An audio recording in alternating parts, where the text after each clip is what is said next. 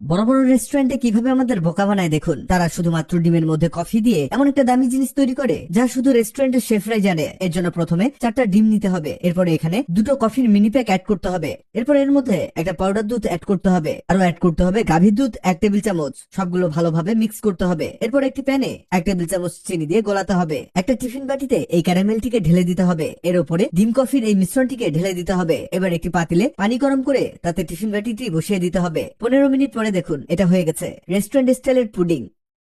ভুলেও ডিমের কুসুম খাবেন না। এই ডিমের কুসুমকে আলাদা করে ব্লেন্ডারে দিন। এবার সেই ডিমের সাদা অংশটিকে নিন। আমরা এই সাদা অংশটিকে ব্লেন্ড করব। একটি বড় সাইজের বাটি বসান।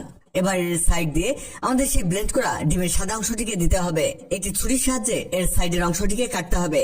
এবার বাটিটিকে তুলে ফেলবো আর মাঝে আরেকটি বাটি বসিয়ে দিব। এটা শক্ত হলে বাটিটিকে তুলে ফেলুন। এবার এর মাঝে আরো একটি বাটি বসিয়ে দিন। এই দেখুন ছুরির সাহায্যে এর সাইড কেটে এই বাটিটিকে তুলে ফেলছি। এবার এর মাঝে আবারও সাদা অংশ দিয়ে দিব। এবার এর উপরে কিছু কালো জিরা ছড়িয়ে দিতে হবে। এভাবে আপনি আপনার গেস্টকে সার্ভ করতে পারেন। এবার একটি প্যানের মধ্যে সাদা অংশটিকে নিন। এর উপরে সিঙ্গেল একটি কুসুম বসিয়ে দিন। এরপরে দুপাশ হতে ডিমটিকে ঢেকে দিন। এই দেখুন চমৎকার ভাবে ডিম পোস্ট হয়ে গেছে।